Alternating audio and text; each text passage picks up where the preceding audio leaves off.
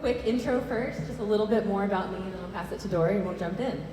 So I am a practicing veterinarian here in Colorado. I'm also a veteran. I served as a veterinarian for the U.S. Army Veterinary Corps in my early career, and definitely learned my love of working dogs and partnership between animals and humans there. In my day-to-day practice now, I work on behavioral health, and particularly emotional contagion between species. So what is the impact of our emotional health or our animals' emotional health on us? Kind of that bi-directional transfer of our emotions and physiologic health states. So we're going to talk a lot about some fun animal stuff tonight. Dory? Thank you. I am an animal lover, and I have fostered 20 plus animals in my life, particularly cats. And I'm also a psychedelic educator, so I'm a co-founder of Elemental Psychedelics. I train facilitators. We talk a lot about PrEP and integration, and we try to talk about safety, and we talk about the safety of our clients, but sometimes what's missing is talking about the safety of our loved ones, and animals are included in that. So I'm really excited to have this conversation tonight to educate people more deeply on how to take care of their animals when they're doing psychedelics, either in their homes or with facilitators. And we are going to move through some material kind of fast. There's a lot to cover. So if you have one of these QR codes, you can scan it for notes so that you don't have to feel like you have to scribble or if you want to reference something later.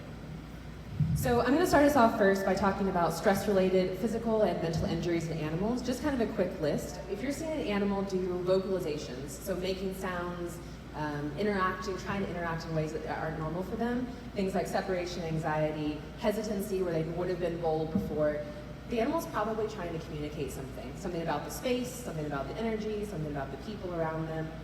And then from the veterinary side, we look for things like GI upset, urinary issues, immune issues, neurologic issues, cognitive issues. So the things that show up at my door tend to be a little bit further along that progression of clinical signs, but just kind of roll those through in your mind as we talk through some pieces tonight, that there are ways that animals show us when they're stressed, when things are becoming uncomfortable for them, when things are a little bit overwhelming, and they might have crossed over into that actual physical injury or mental injury state.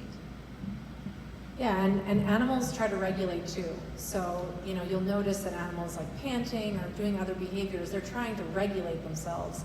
And they also will regulate with us, so they co-regulate with their humans. So when their human is distressed, they're going to feel that, and they're going to feel distress. When their human is calm, they're going to feel more calm and regulated. And so when a human does their work to regulate themselves, either in a psychedelic experience or just day to day, the animal will respond and also feel more regulated. And I think there's a really good example of this. I love the book, The Smell of Rain on Dust by Martin Prichtel. Anyone else? It's a great book on grief if you haven't read it. And so Martin talks about the relationship between human and animal and the ways that humans can actually pass illness onto their animals by not dealing with their emotional stress, because animals will take that on. And so there was a really sad example in the book where a person was dealing with grief and couldn't really process it, and as they were leaning on their animal for grief support, they ended up kind of energetically passing the grief onto the animal, and the animal ended up getting sick and dying. And so there are ways that animals really respond to our emotional state and take on what we're not willing to process. So that's a really extreme example, but it's just to keep in mind as we talk the ways that our animals are responding and regulating or co-regulating with us. And severe example, but honestly it's something that I see a lot in my practice. So it's extreme, but it's very true, very poignant, especially in our developing community, just for us to be aware of what harm can be done adjacent to us. In your notes, if you're following along there in the references section, there's a paper that's pretty recent, I think it's 2024, called Emotional Contagion between Humans and Canines based on the duration of ownership. So essentially, the longer you're with your animal, now I can hear it better than you. The longer you're with your animal and sharing that emotional connection, the stronger that emotional sharing is going to be. And the scientific term for that is emotional contagion. We have a lot of research about this between humans, mothers and children, and we just need to recognize that the animal beings in very close proximity to us can have that happen to them as well. I mean, it makes sense, right? Dogs, right? We bred them to learn our emotions, to respond to our emotions, to be able to serve us and be our partners in hunting and in emotional support and in babysitting even. And so it makes sense that especially dogs would be really, really responsive to how we feel. If you have one of these brighter blue cards, it has some really basic just harm reduction information on it. So starting off with, don't let your animal get into your stash. I promise that your cat or your dog is a better climber and can open doors better than a toddler can, so don't assume that just shut the door is going to be okay, because animals are really clever about getting into things that they think we think are interesting. And that is kind of the kicker there. If you're spending a lot of time with something, your grow, or the box where you keep your supplies, your animal's going to be interested because they share, again, your emotions and they're in your space. So just think about how to keep them safe from the get-go. A lot of the substances that we're seeing now can be mixed with other things like chocolate. How many people maybe consume their medicine in chocolate? And chocolate by itself is really dangerous to animals. How many people saw the polka dot chocolate bar recall that went out? Okay, so important for humans to be aware of safety too, but I'll tell you from the veterinary side, that's a scary prospect. Not only is an animal coming in having gotten into a bag of who knows what, with who knows how much chocolate in it, with who knows which psychedelic substances, the animal doesn't know what's happening. So it's a scary circumstance for a practitioner to respond to, and even more scary for that animal. So lock your stash up, think about some of the other ingredients that can be in those products as well. Also importantly, if you do have an animal that gets into a stash, remember that that's an experience that's not limited to the time the substance is in their body. Does that make sense to everyone? Just like for you, the journey is only part of that experience. And we believe that just like psychedelics open up critical learning periods and neuroplasticity in humans, it does for animals, mammals as well. And so the period of time after the animal has gotten into that accidental exposure can be really, really sensitive, and we need to be aware of what's going on there. And we'll talk more about that as we go on tonight. A few other things, just basic safety. If you are journeying at home, remember that your dog has to pee. Okay, so psychedelics can have this really amazing, unique effect on humans of time lapse, time warp, can really get us out of our sense of time. But your dog still needs to eat. They still need to go to the bathroom. And if you're in a journey, you're like, why is my dog freaking out? Maybe he just has to pee. Whoever is dependent on you, remember them in your journey space. And we'll talk more about talking to your facilitator. I'm a psychedelic facilitator, and when I am at my healing center, I'll talk to clients about preparation, right? So we're preparing. I might ask them, do you have kids at home? What's your plan for childcare? I'm going to ask the same question about your animals. And so think about, when you have a psychedelic session coming up, what's your plan? Because most facilitators are probably not going to ask about this. I'm probably a rarity in that I'm thinking about all the people and beings that are dependent on you. But it's important for people to really consider, how am I preparing not just myself, but my animal for my journey? Do I need to have them go on a play date? So for example, I had a client who had a dog that she was with all the time. She worked from home, her dog was used to being with her. We had an 8-hour psilocybin session at the healing center.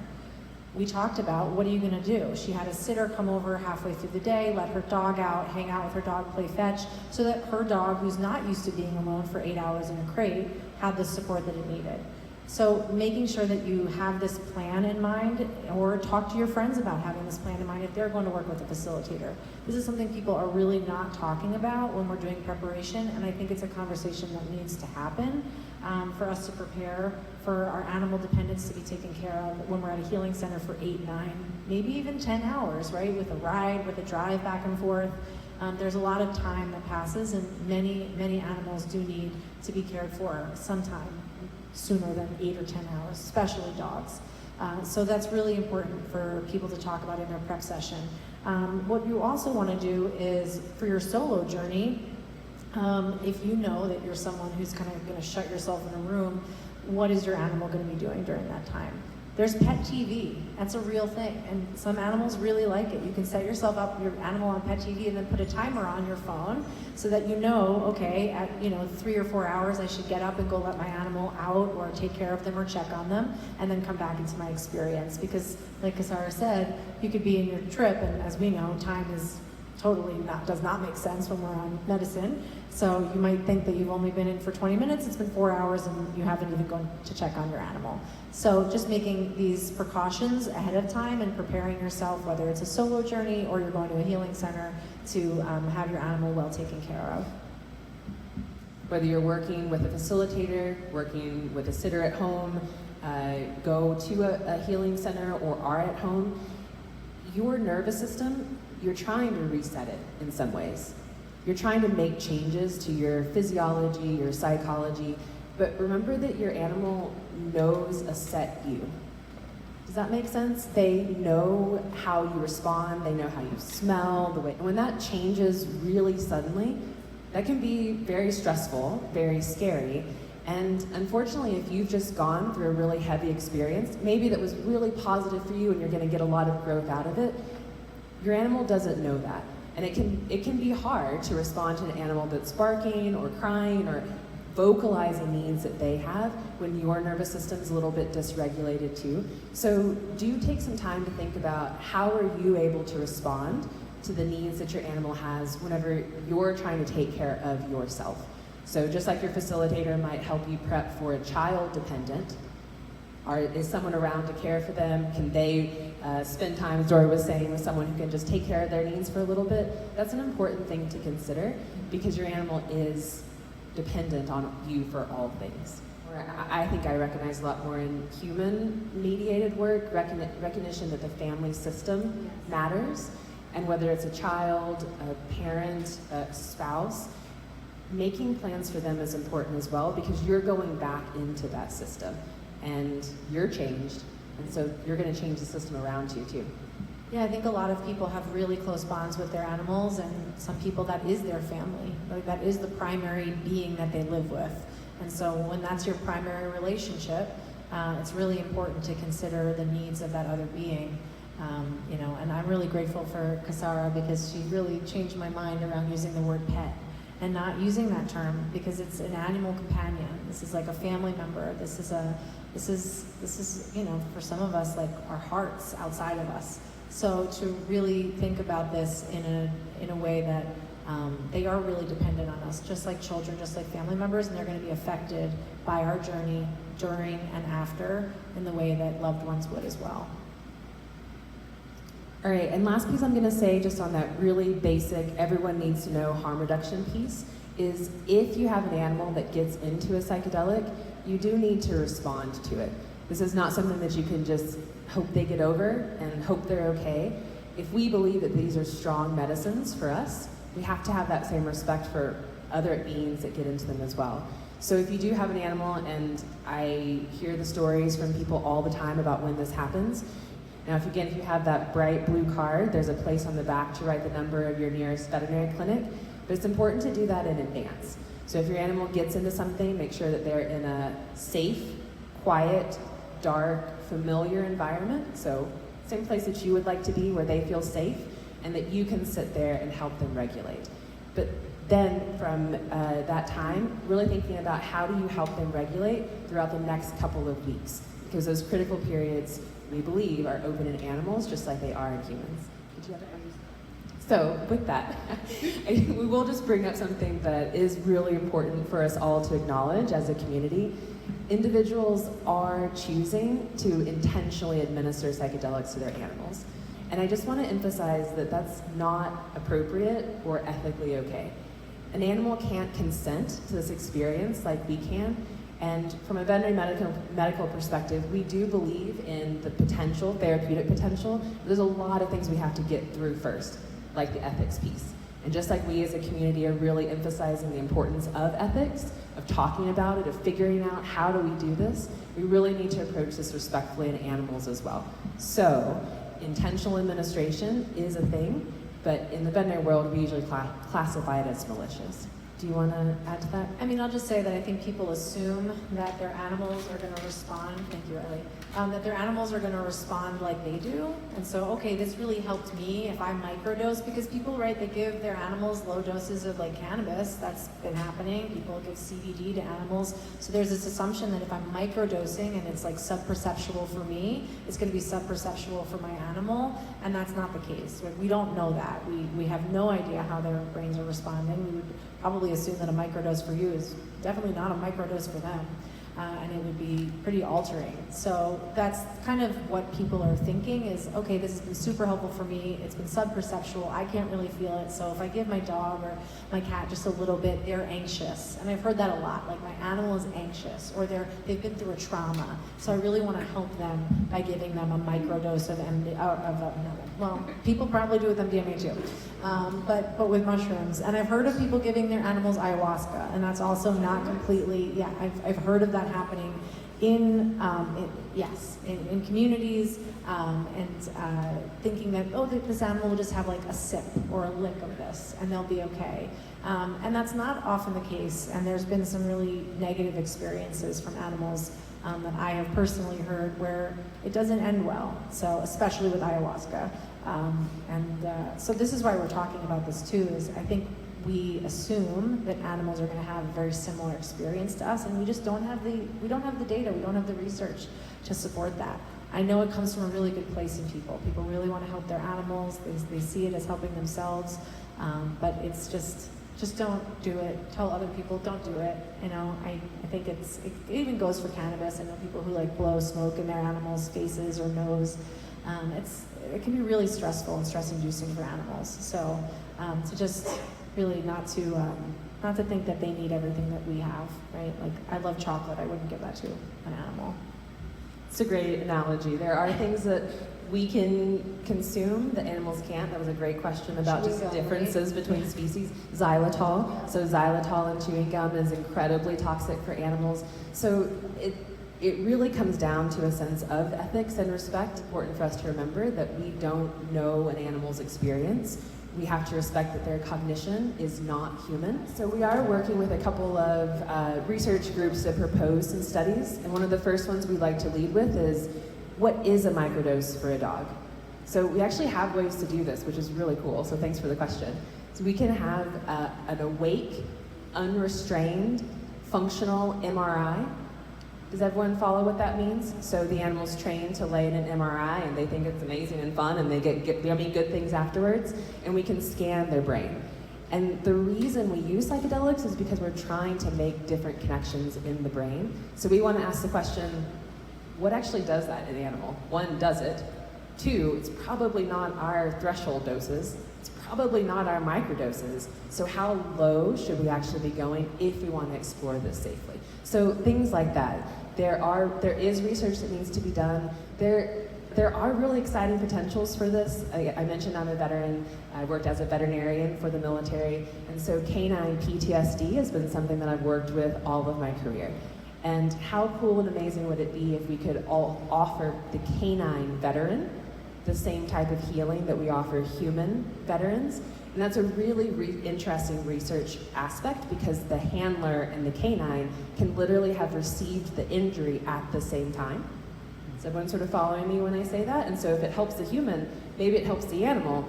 But also, and there's this really fascinating question, what if the handler being healed, the dog's just good? How amazing is that? So when I talked to Riley about bi-directional healing, there's a lot that we have to think about from the human-animal bond. Maybe the animal doesn't need the substance. Maybe they just need us to be okay and to take care of ourselves and be regulated. And they're like, oh, I'm good too. So lots to explore there. Some work being done, more needs to come, but unfortunately, and then I'll let us move on. From the clinician perspective, it is actually a really frustrating time right now, because pretty much what we're doing is harm reduction. We're really responding to the negative and not really having too much opportunity to really investigate what the potential is. So yay for harm reduction. Thank you all for being here, listening to this, and hopefully we can actually get some clinical work done too eventually. Yeah, so we're going to move on and talk a little about integration care and recovery with your animal. So when you kind of engage in self-care for yourself afterward, integration practices, bring your animal along. If you're going on walks, you're going on nature walks, bring your animal. If you're going to be doing meditations or journal prompts, have your animal be with you, sit with you, regulate with you as you do the practices that are regulating you and helping you move on in your integration process. People don't even think about how their animal might want to be along the journey with them, because they are. As you have come back from your experience and you're feeling different and you're feeling more open and expanded, your animal might be experiencing that. So do the integration alongside them and have them be your partner in that. And it's kind of nice to have somebody else to do it with. And so the other piece though is thinking about before your next session. So let's say you've had your experience, but are they showing stress since your last journey? Those are things that you really want to be aware of. Maybe they are like not using the litter box like they normally would, or showing some of the signs that Kasara spoke about.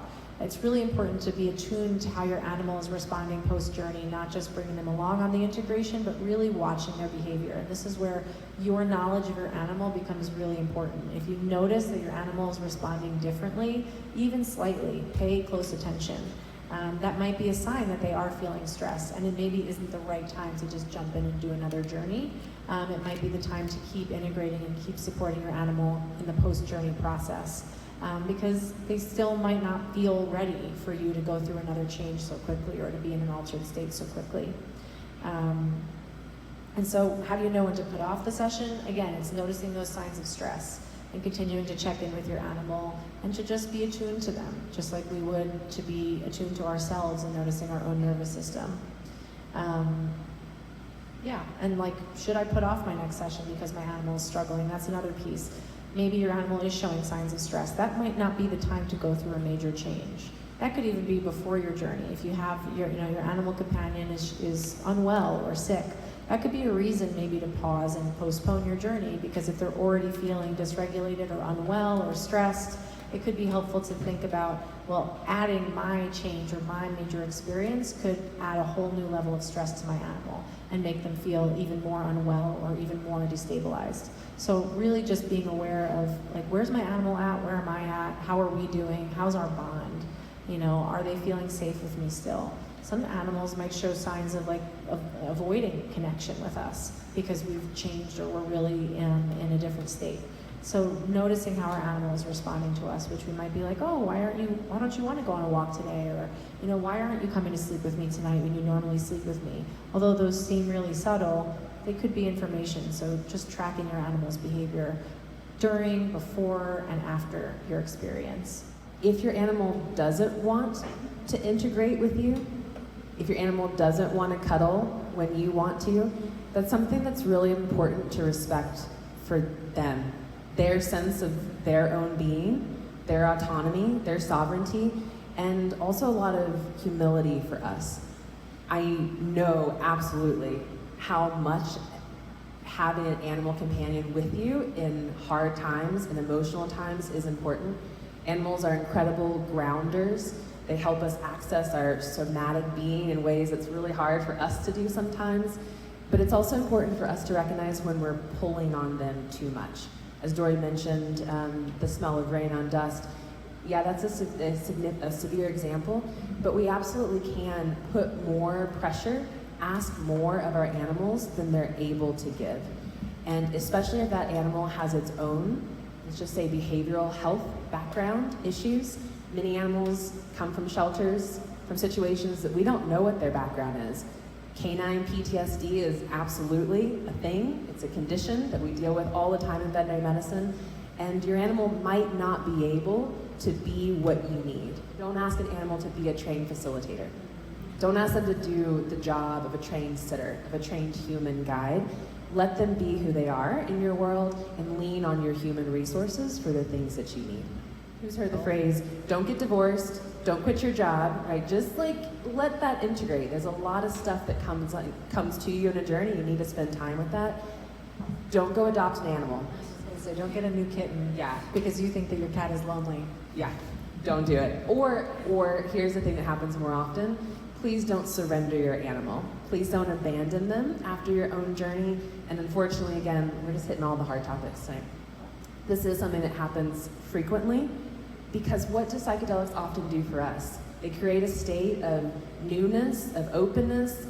I'm ready to try something else. I'm ready to move on. I'm ready to transition. I'm ready to let go.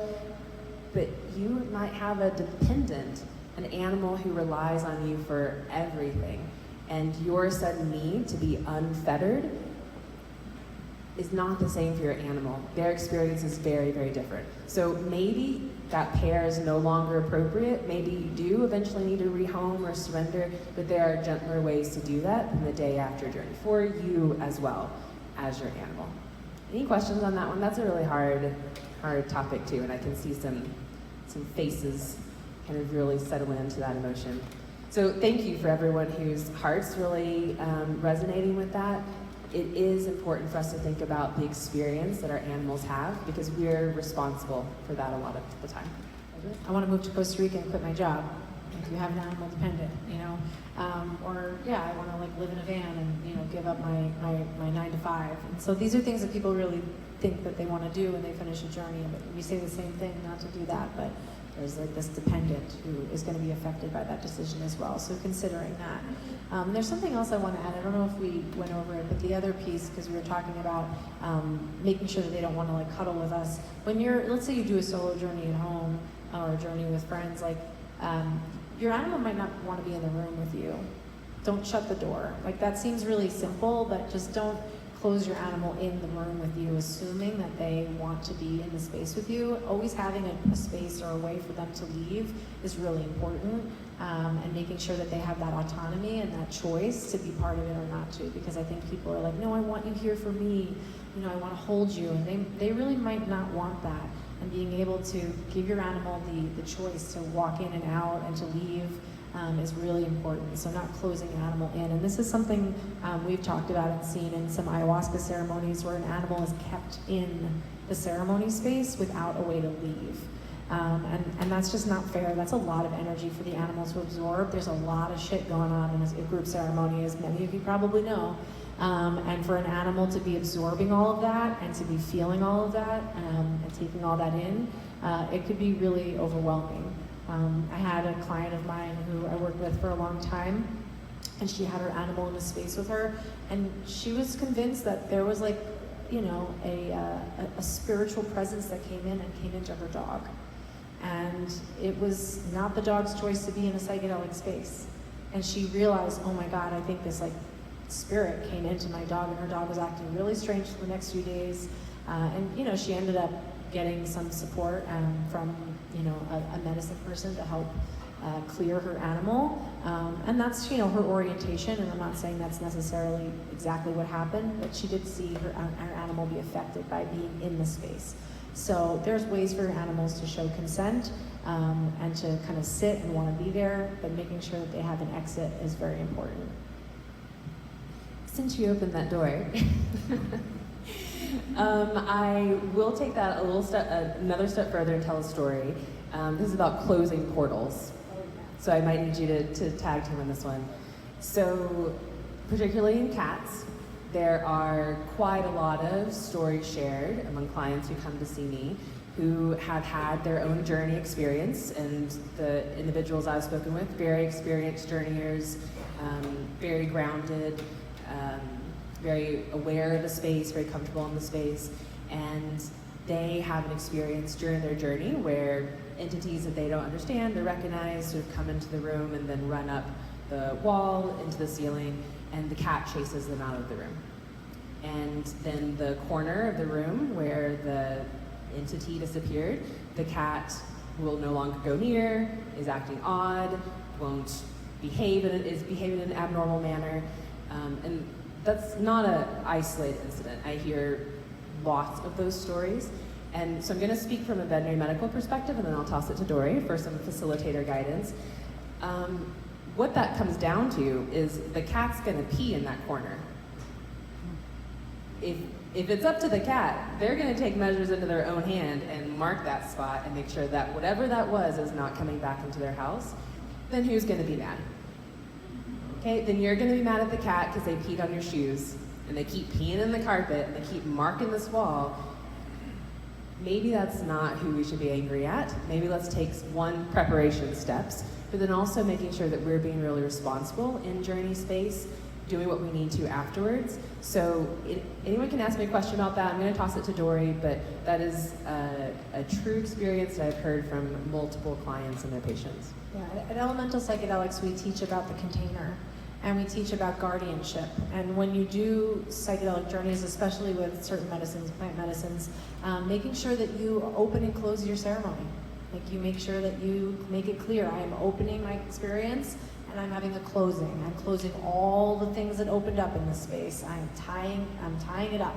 And anything and everything that was able to come through is no longer welcome, and I am protected and, held by my, trusting and benevolent spirits, whatever language you use, even if it's lighting a candle and turning a candle out. Whatever it is, it's really, really important to open and close your ceremonial containers, because portals can be open. I have an indigenous teacher in Oaxaca, Mexico, who teaches me about mushroom medicine, and I remember one of the first times I went down to see her, she just looked at me and said, you're not closing your portals. She just, did a big egg clearing on me, which is what they do in Mexico, and she gave me a whole talking to about how I'm meant to open and close the portals when I do medicine work. And I have taken that to heart, and I teach that to my students, and I really find that it's an important thing and it makes a difference. So clearly our animals are much more perceptive to these energetic portals that are opening, cats especially. There's a reason why they have been in temples for a very long time. And so, just keeping in mind that your animal will respond to these energetic openings in a way that we can't perceive them. And you may or may not believe in that, but if your cat's continuing to pee in the same corner after your mushroom journey, you might just want to close some portals just in case. And then don't be mad at the cat. And don't surrender your cat because he's peeing on the floor. Like, let's handle that in a more medical way. And importantly, there are medical ways to handle all the things that we've talked about so far. And in animals, that really comes down to somatic autonomic regulation. Getting them back into the place where they feel safe, feel bonded, are with their human, with their family, they understand what's happening, schedules, that they can expect what's coming next. So there are ways to handle any of these behavioral health issues that maybe the animal comes to you with prior injuries, right? We're kind of pointing this towards your own animal and maybe an injury occurs, but what if there's another human has caused some injury, right? And you're sort of dealing with the aftermath of that. There are really kind ways to help that animal feel safe in your space and in whatever journey you're planning. Any questions on that? It can be hard to find. I mean, there are people in the community who are attached to people, who are familiar with people who do, more energetic work. And I think there's people who do it in different ways, shamanic, energetic, who might be able to help support that. And really the way we would handle that is making sure that that animal, cat or otherwise, is really solidly bonded to a human. That they understand the safety of that bond. Just like we're talking about canine veterans and human veterans, it's probably not the animal that needs some regulation. And so if there is something going on, working to make sure your animal feels bonded to you, and then together as a team and a partnership, you go through whatever clearing or change or medical intervention needs to happen. That's really the way that we're able to have respect for a consciousness that we don't understand, is leaning into that human-animal bond and essentially learning how to be their guide, which, what a privilege, right? To be able to do that, and talking towards the therapeutic side, which it's there. We just need to get the harm reduction in place to be able to pursue it. We really think that that's where it's rooted, in being able to really help an animal bond. Maybe they've had trouble with that before, and then either guide them through an experience, or does anyone know what I'm going to call substitute medicine? That's not the right word for it. When someone stands in for the patient? Surrogate, yes, thank you for whoever said that. So the idea of surrogate medicine is essentially what we're describing here, right? Of a bonded animal-human pair, the human really working on their autonomic regulation. And if you read that paper that's linked in your notes, that emotional contagion, it just demonstrates that there is emotional contagion. But now how do we use it? Can you positively affect the animal from your side? Okay, that would be the medicinal piece of it. Nice question. If you do see a problem with your animal, it is okay to tell your veterinarian about it. It is, I promise. Even if they look at you weird, they're still going to respond to help your animal. The biggest thing we worry about is serotonin syndrome in animals, so having especially a mix of different drugs in their system, as well as chocolate, xylitol, foreign bodies, things like that. So it is okay to tell your veterinarian what's going on. It is okay to take your animal to an emergency clinic. And again, in your lecture notes, there's also a clinical response algorithm that's available, so that if you do see an animal, maybe a neighbor's animal, a friend's animal who's struggling, that you actually do know how to respond. First step is to make sure the animal's safe, low stimuli, feels okay in that environment. Call a veterinary clinic and then ask for advice. Any questions on that? I know a lot of people come up to me with just concerns. Will I be reported?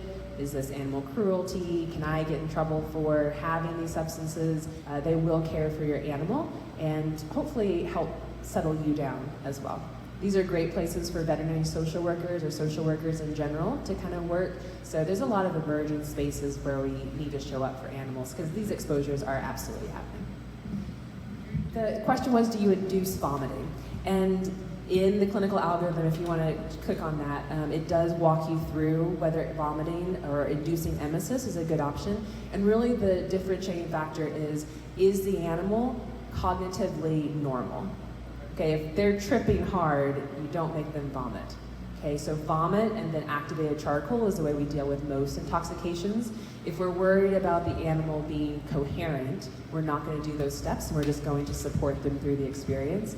As well as if it's plant-based material, we can probably get it up. Does everyone follow me for that? So psilocybin mushrooms, like actual things, maybe a foreign body, we're worried about chocolate. Those are circumstances where we would make the animal vomit. But if it's a synthetic, LSD, MDMA, even ayahuasca, it's kind of in.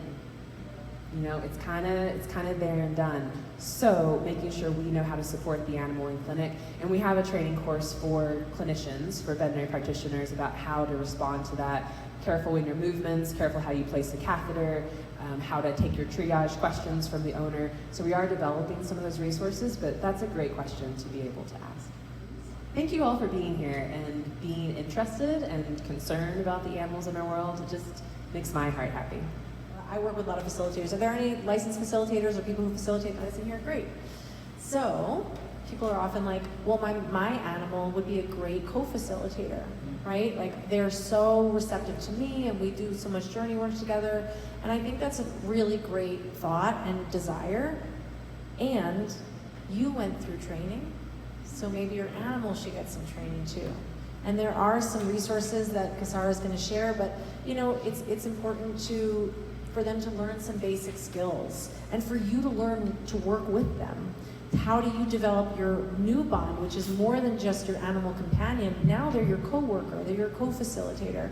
So you have to have a new way of communicating with them.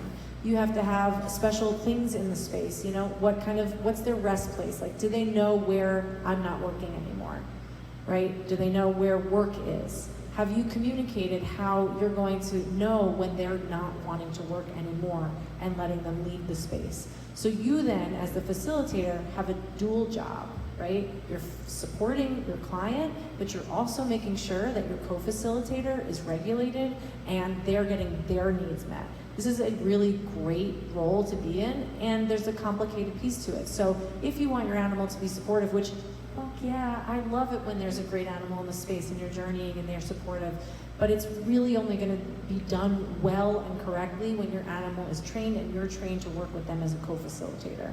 And we're hoping to develop an elemental psychedelics continuing education to teach facilitators how to work with their animals. And Kasara and I have been talking about how to develop something like that. But until then, just make sure that do some basic training with your animal. Make sure that you have a working relationship and not just a good companionship relationship, because it's a new dynamic. It's another relationship that you have to build and a whole new way of communicating with them. I think I'll throw in a couple of definitions to preface my bit. The way we talk about animals, service animals or caregiving animals, or the term we use is animal healers. So animals who are healers in and of themselves. And the question we want to ask is, how do we keep them safe from work-related injuries? Okay, that's basically what we're talking about here. So big categories are therapy animals. So therapy animals are with a handler, and they work to support others. So that pair, that team, work together in a school, in a crisis setting, maybe they're in a therapy session. And then you have service animals, which are animals trained to do a specific task for a particular human. Okay, they can open the door, they can tell if you're about to have a seizure, and so that's a service animal who works with one particular human. Then there are also emotional support animals, which are animals that have an emotional support role, but probably haven't been trained for that and may not be provisioned in the way they need to be. Does that make sense to everyone? If, just from what we talked about this entire session, if your animal is doing work, they need to be supported in that work. Sometimes that's from a different medical perspective, sometimes we screen them differently, sometimes it's just noticing. And then the last category is your companion animal. Just because your cat or your dog sits on the couch and is like, you do your thing, I'm gonna be over here, doesn't mean we don't need to also recognize that they're in our space, but it's emotional support animals, service animals, and therapy animals that we're really worried about seeing some of this harm come into being, or more I'll phrase that, where we do see harm. Another category that kind of blurs all those together are the animals that are in the entheogen churches. Does that make sense as a category? So these are animals that are in the space constantly where multiple groups of people cycle through for their journey experience. Now this could be the fish tank who listens to sound healing every night. Okay, and these animals really, it matters. Vibrations matter to them. It absolutely makes a difference in their physiology. Or it could be the dog who's in entheogen church and is just around. Harm does happen. I see them in my clinic, but they can also be great animal healers in and of themselves. So, as Dory's mentioning, there are safe ways to do this. And again, in your links, there's one called a roadmap. I think for all the facilitators out there, it's important for you to know that animal-assisted interventions, which is broad. That could be an animal in a physical therapy setting, it could be an animal in talk therapy, and animal-assisted therapy. There's a lot of work, a lot of research behind these two categories already. There are quite a lot of certifications, papers that you can read, trainings that you can take. So just because the psychedelic medicine field is new and emerging, work with animals in medicine spaces is not. There's a lot of really, really great work already behind this that you can read and learn about for yourself. And yes, we absolutely are interested in putting together a training both for the animals and the facilitators. So just like we would let a service animal walk through an airport before they actually had to lead a human through the airport, we are looking for spaces where we can bring therapy animals that want, they and their handler, to serve in psychedelic spaces so they can experience a human on a psychedelic substance before they actually need to do some therapeutic work. Okay, so there are ways to do this well, safely and ethically, but it does require us slowing down and being really respectful, again, of cognitions that are not our own, beings that are different from us, and have their own sense of autonomy in the world. I have a note here that's highlighted that says animals didn't sign the consent form, right? You did, so just a lot of respect there. In addition to all the harm reduction we've talked about, bi-directional healing, bi-directional service is really possible, and I think that that's something we should really be striving for. As a facilitator, if you could put on your client's journal, did you walk your dog every day? I think you might know more about your client or your patient by looking at how their animal's doing than otherwise. So wouldn't it be amazing if we did actively incorporate animals into prep, integration, into healing? So there are absolutely ways to do this, but we just have to do it safely. I'm like imagining talking to a client being like, so tell me about your relationship with your cat. Yes. Tell me more about that. But I do think that that would be a really worthwhile question, right? Because that gives us a lot of information. When we learn about the client's relationships with the beings and people in their lives, we learn a lot about people. And their ability to bond. Absolutely, right? That's something that people want to work on a lot with psychedelics. So how are you bonding with your animal? Is that hard? Are y'all struggling? Are you doing well? I'm gonna tell you, there's no one more willing to forgive and forget and like, let's go throw the ball. Yeah. Whatever, I'm good, than your dog. Okay, so it does really have a positive direction possibility. In the notes, there are some links both to the Elemental Psychedelic newsletter. Do you want to speak about that for a second? Well, Elemental Psychedelics is my training program with Shannon, and so we're hoping to have more events like this, but also we do all types of continuing education for facilitators and workshops, so if you're interested in learning more about what Elemental's doing. And I will say that Elemental donates fair amount of money every year to animal shelters around Colorado, and so we give to indigenous communities as well, and so we give to indigenous communities and we give to animals. Specifically, we recently just donated a fair amount of money to the Northern Colorado Humane Society. So they were very, very appreciative, and they're doing amazing work. And they take in a lot of the types of animals that are not often getting adopted by other private organizations. So they have a lot of pit bulls, a lot of black cats, which are the most adopted animals right now. You can also subscribe to the Veterinary Sci bulletin board to hear about other events we have coming out. And then June 7th, we're holding our second annual Psychedelic Substances in Veterinary Medicine. We'll be streaming globally, and you can watch from anywhere, but then we'll also probably have a couple of watch parties in Denver, maybe Aspen. So some fun things coming up. Please reach out if you have questions. Again, thank you all for being here. We're going to move into active questions from the audience, but I'm just really thrilled that everyone here has an animal heart and an animal focus, so I really appreciate that. Okay, and then we're available for questions. Will they get an exposure to the substance, like the molecule? No, because psilocybin particularly is not transferable through skin. But as we talk about emotional contagion, that definitely is possible to share. And if your petting pace looks like this, your cat's probably going to also mirror that emotional state. So, Riley, I taught him how to pet a dog.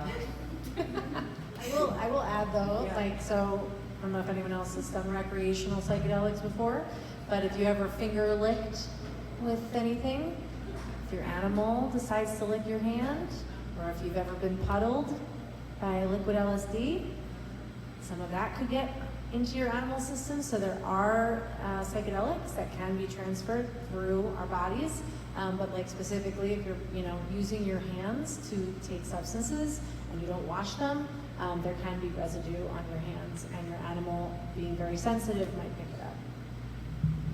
I think I'll throw in there too that if you're taking something that makes you vomit, your vomit can be psychoactive still, maybe even containing pieces of mushroom.